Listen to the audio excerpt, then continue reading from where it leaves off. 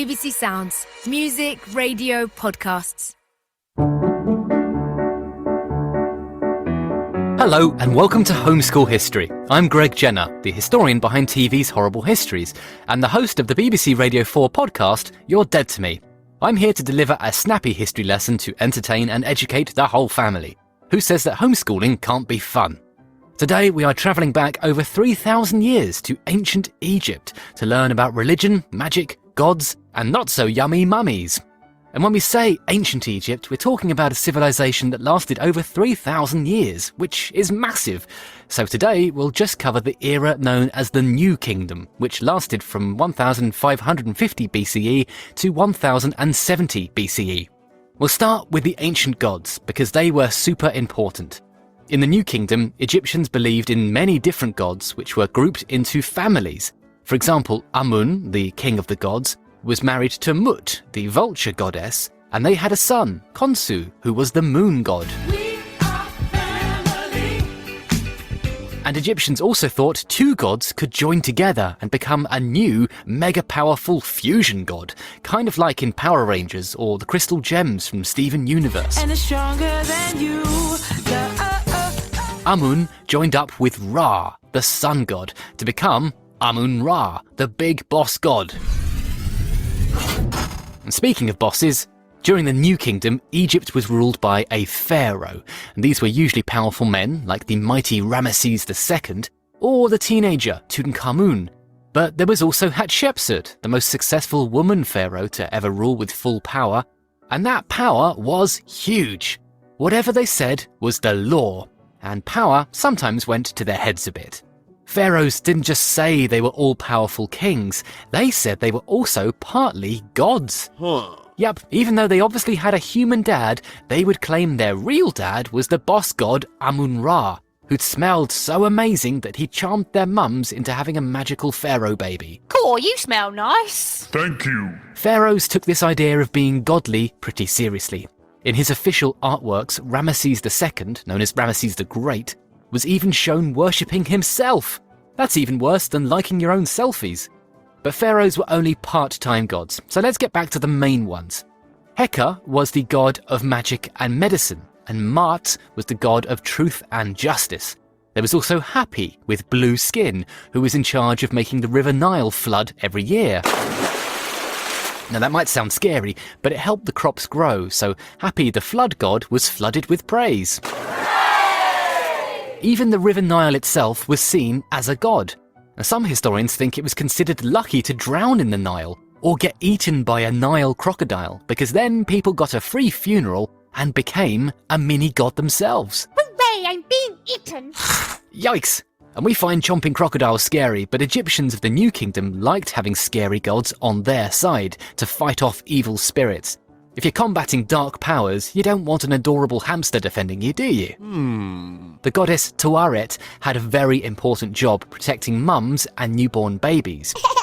Cute, but she was also pretty terrifying because Tuaret was part hippo, part crocodile, and part lion. To gain her protection, ancient Egyptians used hippo tusks to make magical amulets and wands.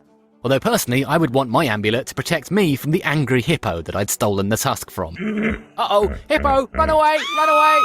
As well as amulets, ancient Egyptians also believed writing could be magical. Whereas we use an alphabet to write, ancient priests wrote using pictures known as hieroglyphs, and sometimes they would carve statues which they then inscribed with healing spells.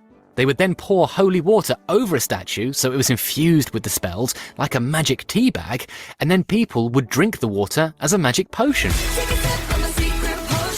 And if people weren't thirsty, they could also write the spells directly on their tongue. But don't try this at home. All you'll get is a mouthful of ink and a poorly tummy. Ancient Egyptians thought they saw gods and magic everywhere in daily life. But what happened when people stopped living? Egyptians believed that when they died, they would be judged by the god Osiris, god of the underworld, who would weigh their heart against a feather. Now, if the heart was heavier than the feather, their soul was gobbled up by a goddess called Amit, another crocodile-lion-hippo mashup. A crocodile-hip? A crocolipo? A heliocroc? I can't figure it out. Human hearts weigh a lot more than feathers, but don't worry, Osiris's feather was magic, and if a person was good in their life, they would be okay. Phew! Some ancient Egyptians were buried with their own Book of the Dead, which was like a cross between a passport to the afterlife and a map. But these books were very pricey, so only very rich Egyptians could afford them. If people were on a budget, they could buy a ready-made Book of the Dead and just get a scribe to fill in their name in the blank spaces. But plenty of poor people were buried with no books of the dead at all. The ancient Egyptian underworld must have been full of people asking for directions. Help! I'm lost! But in ancient Egyptian religion, being rich did not guarantee you access to the afterlife. One story tells of a boy called Sai Azire, who travelled between the worlds of the living and the dead, and who saw 2 funerals, one for a rich man being buried with loads of fancy afterlife kit, and one for a poor man being buried with nothing. Bad news for the poor fella, right? No, plot twist. The rich guy's heart was too heavy because he had been a bad man. So Osiris took all of his fancy stuff and gave it to the poor guy, who'd lived a good life. And the rich guy was punished by having his eye socket used as a doorstop for all eternity. Ouch! I think I'd prefer to get eaten by the Crocolipo. If a dead person passed all of these tests, they didn't just enter the afterlife, they also became one with the god Osiris. But a few centuries after the New Kingdom period, the rules were changed and only men got to be with Osiris. Women instead became part of Hathor, the goddess of partying, who looked like a cow. Which, let's be honest, sounds way better. What does a party cow listen to? Presumably, music. No? Sorry, bad joke. Also, it was believed that the living could talk to the dead. If the living wanted a favour from the gods, they could write letters to a dead relative and ask them to put in a good word with Ra. Sounds a lot better than getting a door slammed in your eye socket, doesn't it?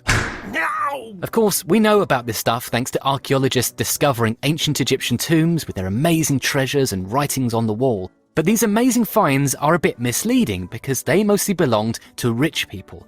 Many millions of Egyptians were not buried this way. For example, only rich Egyptians could afford coffins. Wood was so expensive in Egypt, where trees rarely grew, that some people would rent a coffin to pretend to be posh. What? But then their body would be chucked out to make room for the next person.